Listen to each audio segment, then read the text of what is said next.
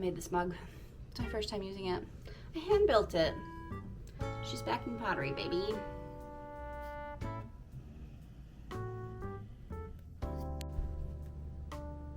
Hey friends.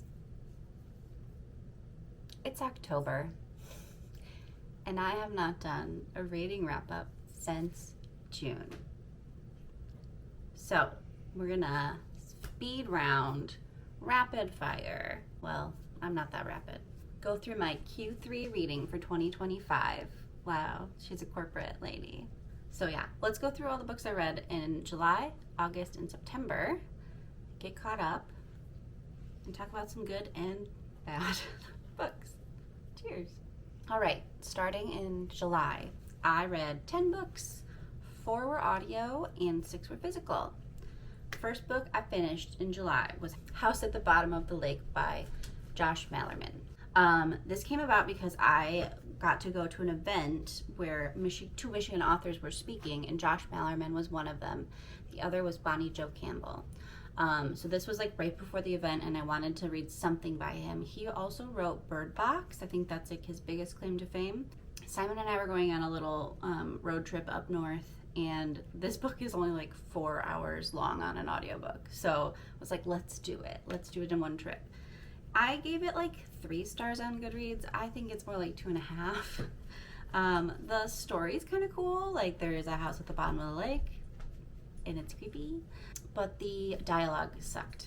The dialogue was rough, and also it had a lot of horror tropes. Like they had sex underwater, and there was this whole thing about semen floating, and was it necessary? I don't know.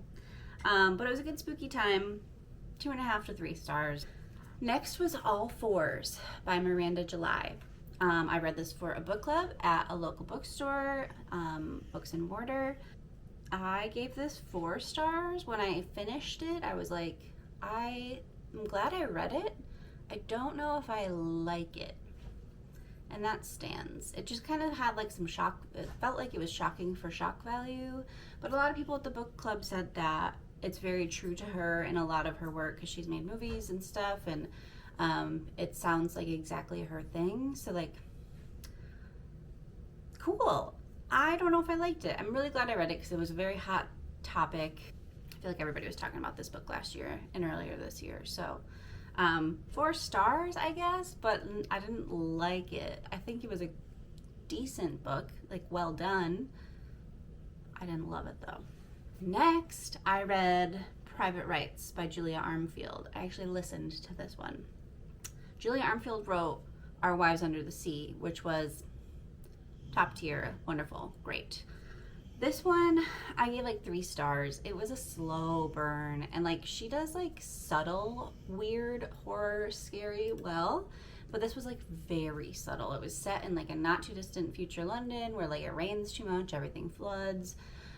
Like it's kind of dystopian in that way, like the world is changing and we're just changing with it. Like power goes out a lot, and but it deals with like 3 sisters and their dad's passing, and their dad is like this crazy famous architect man, and like their mom is gone, and one of the sisters is a half sister, and a lot of family drama. But it was like a really slow burn, and because of that I wasn't like hooked, so I only gave it 3 stars. But I would recommend Julia Armfield, and I loved both Our Wives Under the Sea and her short story book called Salt Slow.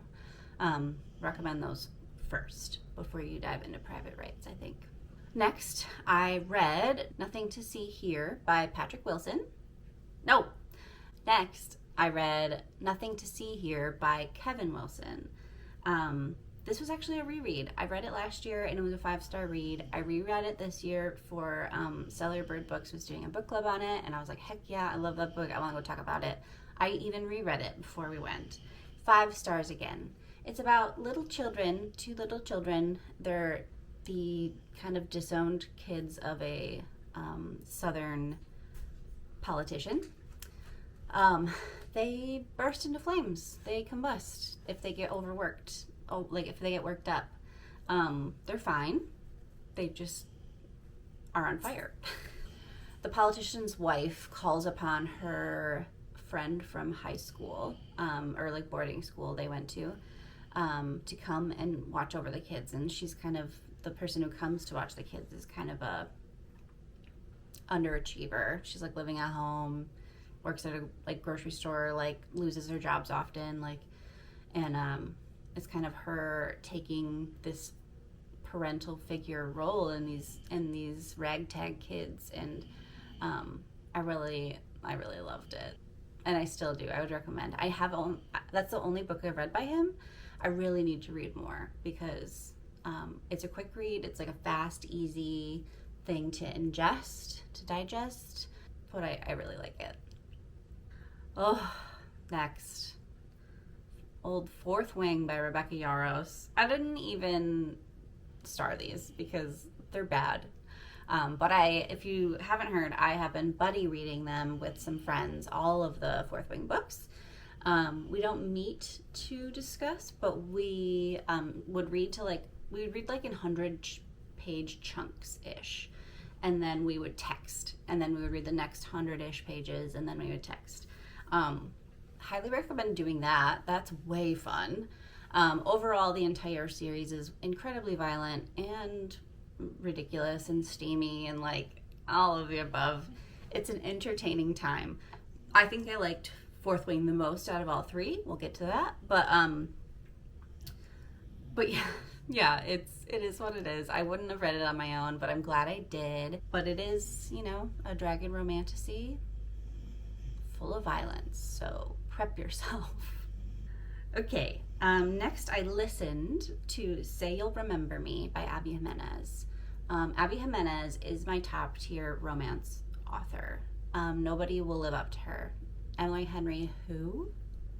I said it. Fight me. So this is the first book in a new world for her. So her other three that I've read is Part of Your World, Yours Truly, Just for the Summer, and those all all the characters are related in some way. The main character of the first book, it's her best friend that's the main character of the second book, and that kind of situation. It is about a guy and a gal who get to Dayton, and then they're in Wisconsin. They're in the Midwest. I think it's Wisconsin or Minnesota. One of those two states. They get to Dayton. They like each other. She has to go home to California because her mom has Alzheimer's and she has to go take care of her. So they do a long distance thing. I love Abby Jimenez stories. I will read any of them. That being said, this one was kind of a bummer. Alzheimer's is a not fun topic. And also long distance relationships, not fun topic. So it was just kind of a bummer. However, I still gave it 4 stars, and I still love Abby Jimenez. So go into it knowing that it's a little tough subject material. Okay. Next was Incidents Around the House by Josh Malerman, another audiobook. I enjoyed the author talk. So I went in for another Josh Malerman in July. Incidents Around the House is his newest one, so it was kind of the one he was promoting at the event I went to. And it's about a little girl. It's from a little girl's perspective and her parents. And there's an other mommy that visits the girl. It had some spooky moments, that is for sure.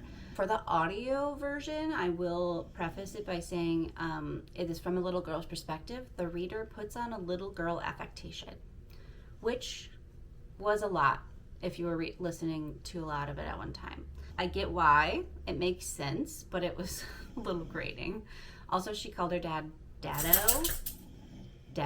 I know people have had issues with Dado, but I gave it 3 stars. I think it was good. I had a good time, but nothing amazing. Totally spooky, totally a worthwhile read if that's something you're looking for. So that was Incidents Around the House. Talk about mediocre. I next read Final Girls by Riley Sager. This is my 3rd Riley Sager. I have all the same qualms with him that everybody else does. He writes unrealistic female main characters. Why? I heard he's finally written a book from a man's perspective. So good on ya, buddy. Final Girls is about this woman who was the final girl in college. She was at a cabin with her friends, and a serial killer came and killed everybody except for her. And so this is years down the line. She is known as this final girl. There are two other kind of famous final girls in existence, and they start dying again. Well, one of them dies. I don't know.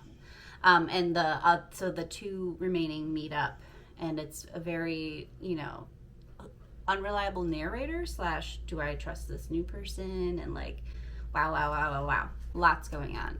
It's fine. I'm glad I read it again. I won't reread it.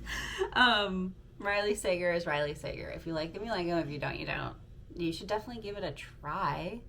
I've also read Survive the Night and The Only One Left. The one with like the cliff and the mansion. The twist in Survive the Night, I think, was my favorite. The Only One Left, I was incredibly confused by the twist. I had to like re-listen to it a bunch of times and figure out. I still don't know if I quite understood what happened at the end of that one. So Final Girls, I gave it 3 stars. I think it is probably my least favorite of the 3 I've read. But you gotta give Riley Sager a try if you haven't. Okay, next was Atmosphere by Taylor Jenkins Reid. I read this for my friend book club.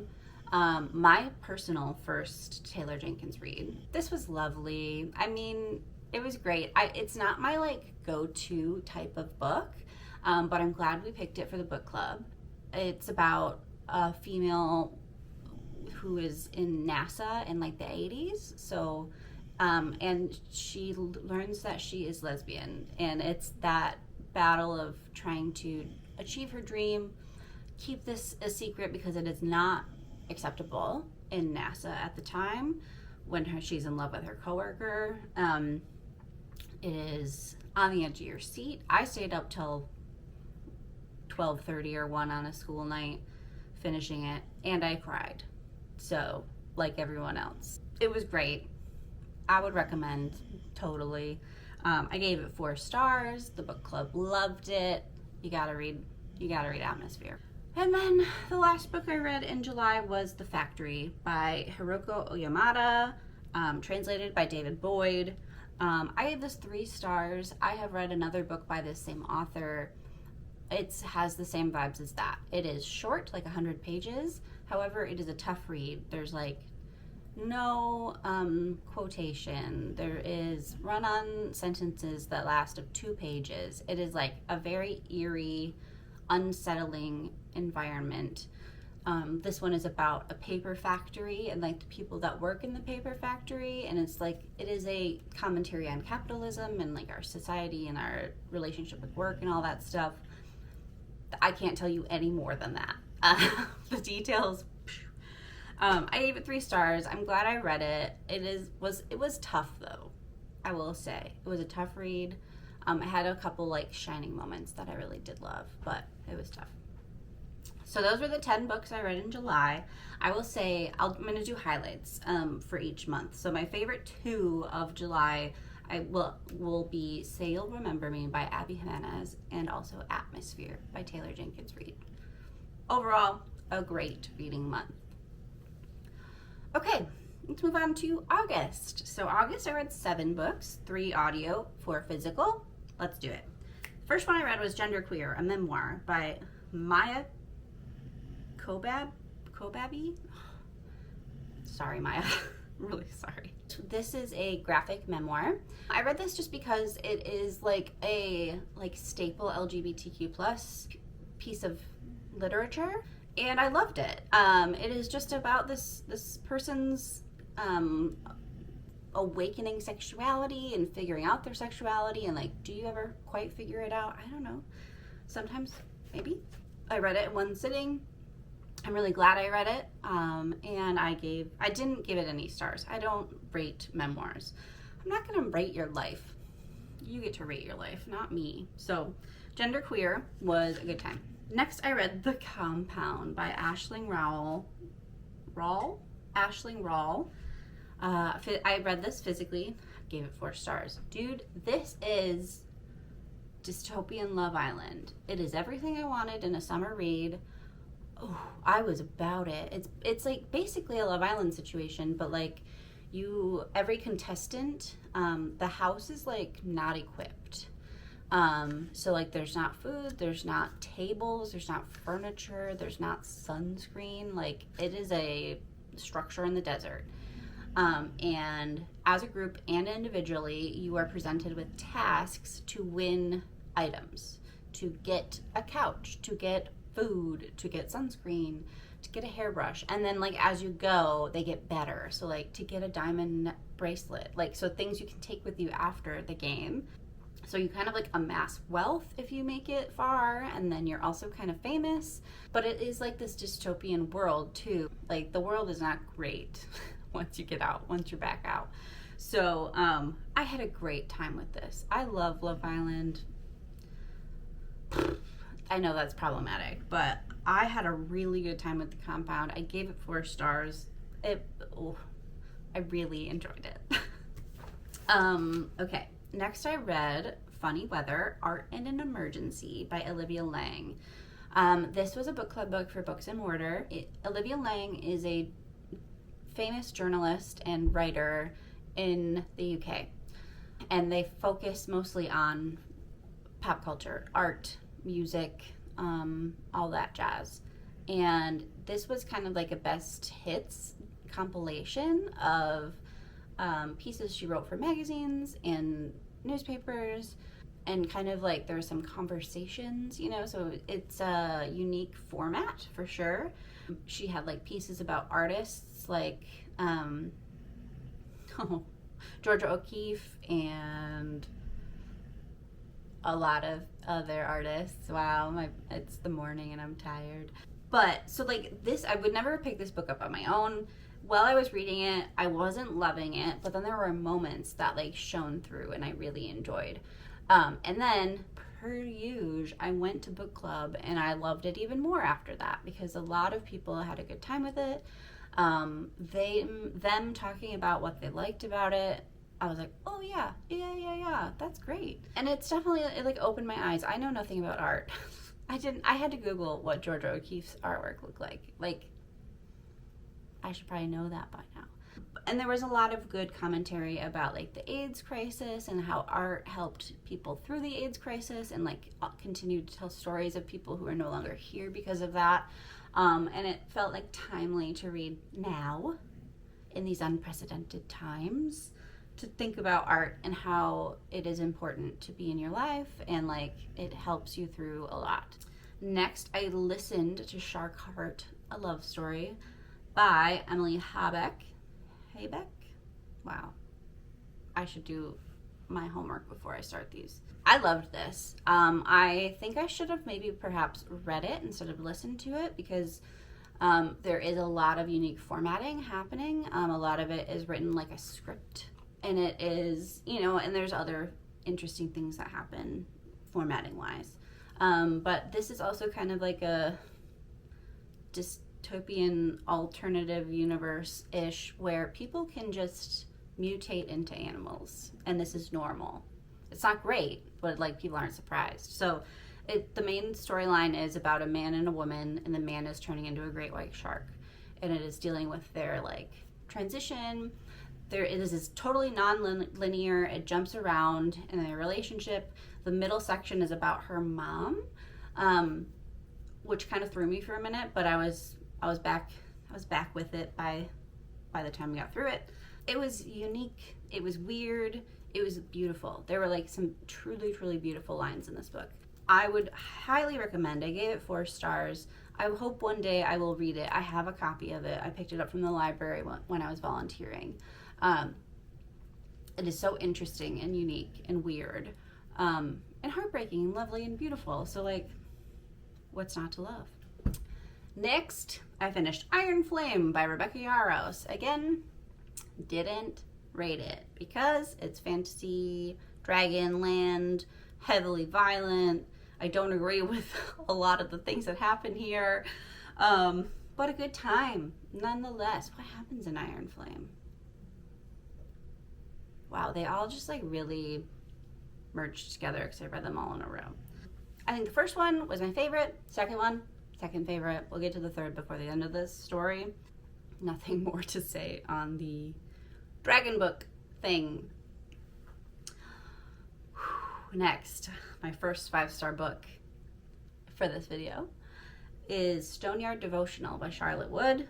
I listened to this and it was a lovely listen. I loved it so much though that when I finished it, just went out and bought a copy, and there's a copy on my shelf back there because I loved it so much. This is a book where nothing happens. So if you don't like those books, maybe not. It is slow paced, very reflective.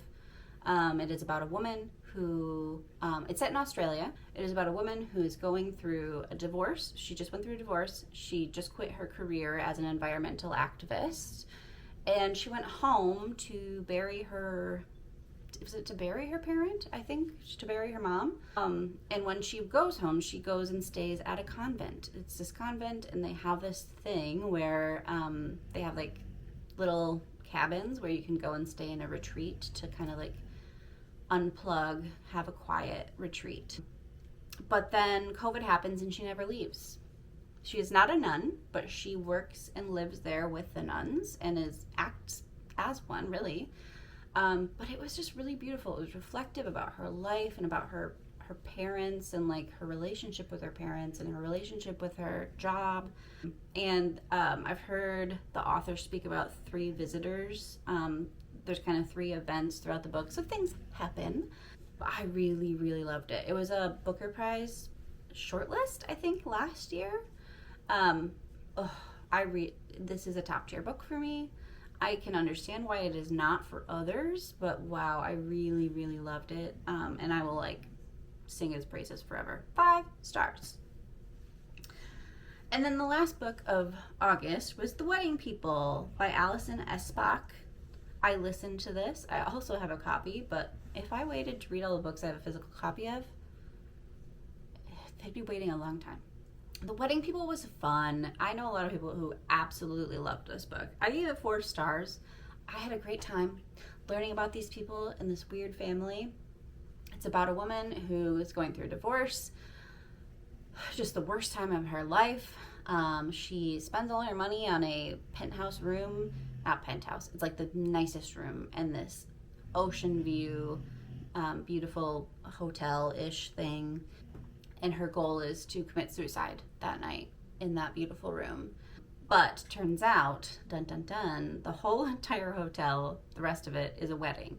And it just gets like silly and like full of characters. And like the bride hears somehow that she's going to commit her suicide. And she's like, you can't ruin my wedding by committing suicide, blah, blah, blah, blah. And then they become like weird friends. And she becomes part of the wedding. And she like doesn't leave. And like, it was fun. I really liked it. I definitely would recommend. It was a good time. Yeah, The Wedding People. I had a good time. And so that was August. Doing these all in a row, I feel like I need a better, I had a good time. I need better descriptions of these books that I like. So the highlights of August were definitely Stoneyard Devotional, first and foremost, and then The Compound, which I just personally had a great time with. So that was August. Okay, baby, let's finish this out.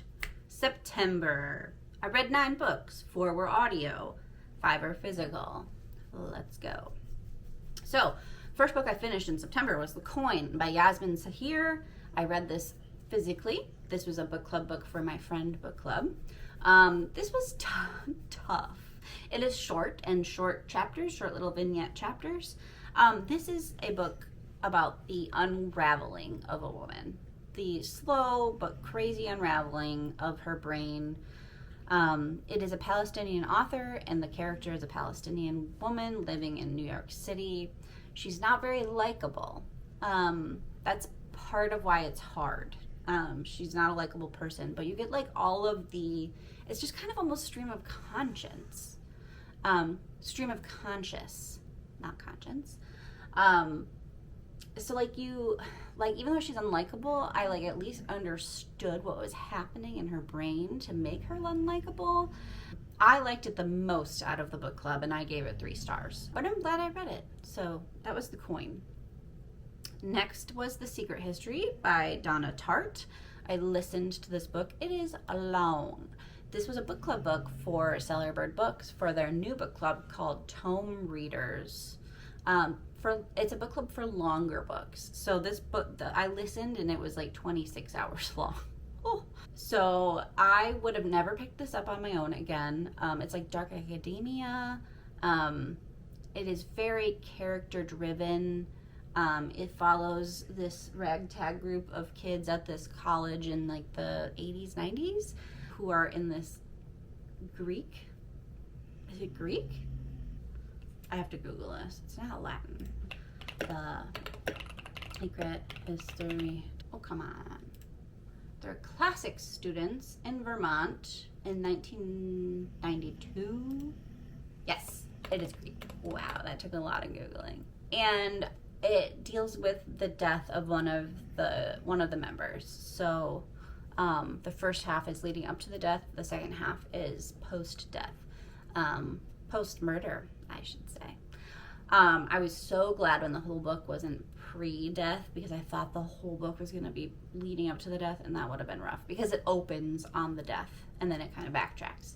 This was like, it's like a beloved book, right? Donna Tartt is like kind of a genius in her own realm there. She wrote The Goldfinch, something else. The book club, I was so glad I went to the book club because people loved it. And they were also saying how like a lot of what happened was like reminiscent of the Greek history and like Greek tragedies, and like if I knew more about classics in Greek, like I think I would have gotten more out of it, because I think there are a lot of little pieces in there that are smart and good, but I didn't catch them. So I'm glad I read it. I'm glad I went to the book club. It is not my typical thing. I did give it 3 stars, just because I didn't find anybody like super likable, and I struggle with that. So that is The Secret History. Prove me wrong, or change my mind. The next book I read was Mistborn, The Final Empire. So that's book 1 of the Mistborn series. I thought it was just a trilogy, but apparently Brandon Sanderson, or as I like to say, Brando Sando, is a prolific writer who has since written like a million books in this world. I think all of his books are in the same universe, so like the same planet, same thing. I also read this for a book club at Celerbird Books. Wow.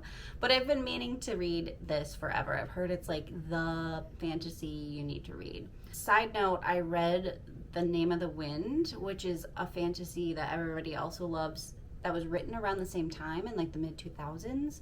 I freaking hated it. So I started Mistborn and I was like, oh no, it's kind of similar to that vibe of The Name of the Wind. I mostly hated Name of the Wind for the women portrayals. And Mistborn does a much better job of that. The main character is a woman. Why did he write a female main character? I want to ask every male author that question. Don't know. But it is long. It is also like a 24-hour listen. I actually wasn't going to read this, but then I threw out my back again, and I just laid on the couch and crocheted and listened to Mistborn for a long time. It was like okay the whole time, and then the last 2 hours, I was like, F yeah.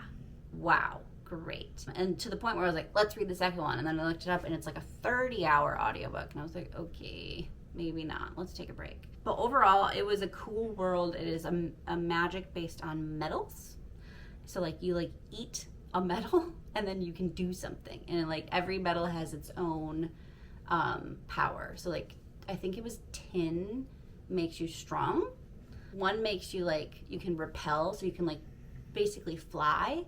And another makes pulls, so like it pulls you to it. So like you can like make really cool ways of traveling. I don't know. Don't listen to my explanation of this. But I thought the magic was pretty cool. Some of the monsters were really cool. Like some of the evil guys, like the Inquisitors, were like, they have like spikes through their eyes and they come out the back. They were cool. And there was like wraiths in the mist. Oh, it is good. I'm not on like a huge fantasy vibe lately, so like I think that's why I was like kind of meh. But by the end I was like hooked. And so I think I will continue with them at some point, but I just have too many books. I want to do at least the trilogy. I don't know about beyond that. There is a lot. He has a lot. So I gave Mistborn 3 stars, I think, because it was so laggy in the beginning for me. But like, I would recommend. And then I read Sunburn by Chloe Michelle Haworth. Chloe Michelle Haworth. She's an Irish author. It is set in Ireland.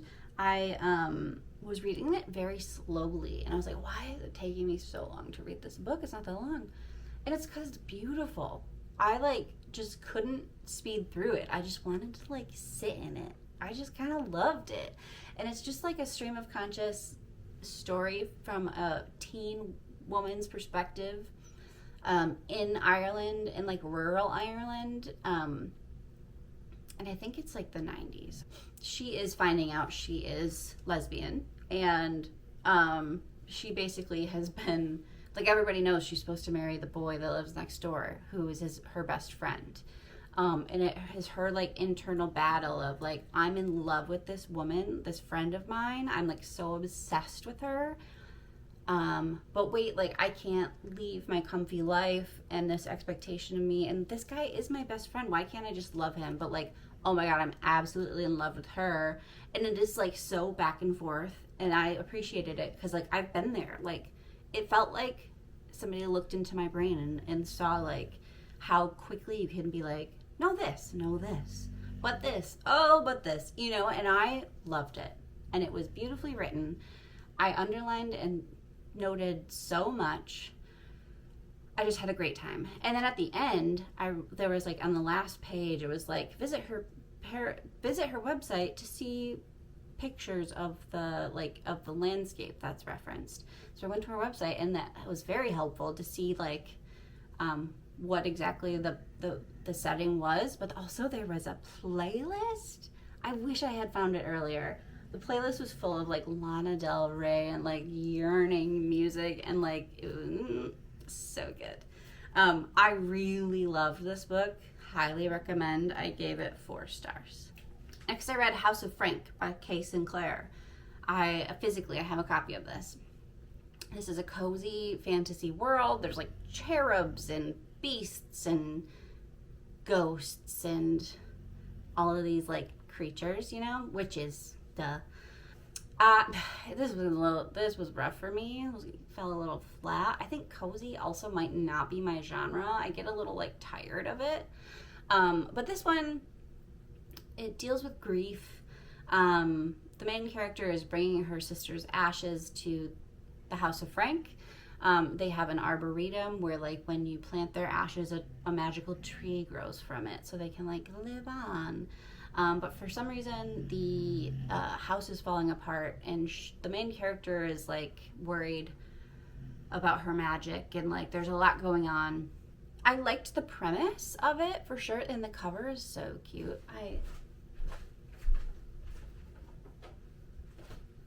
I actually displayed it because I really like the cover. It's like such a cutie little design. But I found it was hard for me. The main character was unlikable. And like I think the point is she was grieving and having a tough time, but like she was mean. And I was like, why is anyone putting up with her shit? She's being mean to everybody. So it was kind of like that for me. I had a tough time. I bought this a year ago. I just loved the cover, and I still do. And so I'm displaying it for this spooky season. But I think after this spooky season, I might pass it along because I just was not a fan. I gave it 3 stars, but probably like 2.5, you know? So that was House of Frank. Next was Onyx Storm, Rebecca Yarros, book 3 of the Dragons. Wow, I was so sick of this book. I heard she was on a deadline for this book. Also, it was the third book we read in a row. You know, we just like dove right in one to the next for these Fourth Wing books. This one I disliked. It felt so much happened. It felt like just quest after quest after quest. It felt difficult yet convenient all at the same time. I was not a fan. But I think I should have taken a break before I read 3 after 2. All of that. So the order of the books is the order of me liking them for sure. 1, 2, 3. And I will read the next one when it comes out. I like being part of it. I think it's not coming out till like 2027 or something. So like I think I'll be not mad at it by then. But I need to know and I want to talk to people about it. So Onyx Storm. Okay, 3 more. Creation Lake by Rachel Keschner. I listened to this. This was also a Booker Prize long list last year, I think.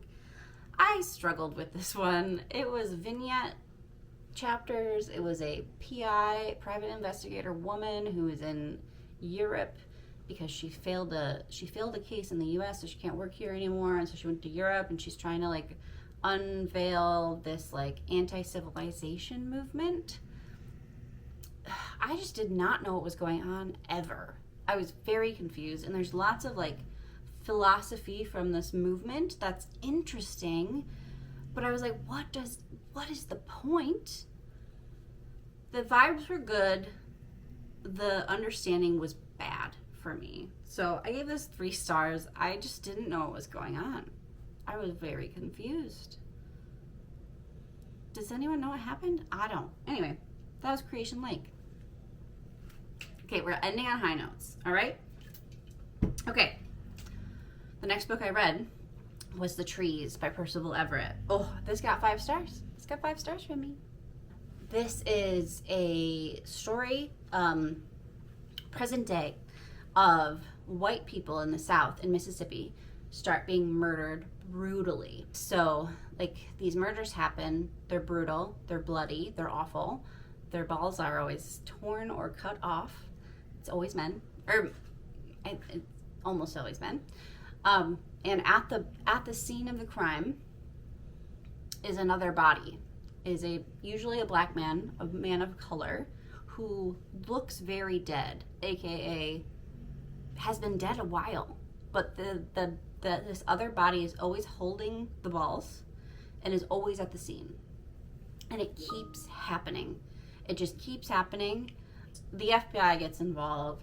They find a woman in this town called Mama Z, who is over 100 years old. Her father was lynched in the early 1900s, and since then she has recorded and documented every single lynching that has happened in the U.S. The first people that died are actually the descendants of the men that killed and the woman that accused Emmett Till of inappropriate behavior towards a woman. If you don't know Emmett Till, look it up. You need to know. So it's, and like very early on, they're like, is this body, this extra body, is that Emmett Till? Like, we have to ask the question, right? But then it keeps happening. It happens all over the U.S. These descendants or people that have lynched someone end up dead, and the body of and another body shows up, and every time you're like, is that the body of the lynched person? And it is such an amazing story. It's hard, but it is an amazing story of American history, and like how we reckon with it and our hatred of people of color. And I don't know, I'm going to book club tonight about this book at Books and Mortar, and I'm so excited to talk about it. 5 stars, please read it. Totally suggest. I think Percival Everett is an author I need to get to know better, because this is my first and it will not be my last. And finally, I listened to Bat Eater and Other Names for Cory Zhang. This is by Kylie Lee Baker. Wow, this was a great spooky book. It was scary. It follows Cora Zhang. It opens with this Chinese American woman with her sister in the subway in New York. And her sister is pushed in front of a train and brutally killed in a hate crime. And it follows her after this into COVID. Like, COVID is happening. She has to get a job. She can't get a job. She gets a job as a crime scene cleanup person.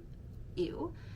But she continually is assigned to Asian hate crimes. It just keeps happening, and there tends to be bats present, because during COVID, a common insult was bat eater, because they thought that COVID started from bats, from eating bats. But it is spooky, and it is about this idea of hungry ghosts that, like, if you do not feed and, like, mourn the dead in Chinese culture, that they will come back as hungry ghosts. And wow, there was some spooky hungry ghosts in this book. I, like, listened to this, I ate it up. It was spooky, but interesting, and a good topic, like, I mean, a hard topic, Asian hate crimes. But I was a fan of this book. I gave it 4 stars. It is probably one of the faves of the year. So that was my September reading. The 3 that stood out for me were Sunburn, The Trees, and Bat Eater. Super good. So I feel like the earlier in the summer it was kind of like got some duds in the beginning. By September, I have found some great books. Super love it. Super happy with my reading this summer so far, and I'm having a great time with some spooky reads in October so far as well. So thanks for listening to all the books I read. I hope you're reading good books. I hope I find more amazing books before the end of the year. We'll see you soon. Thanks.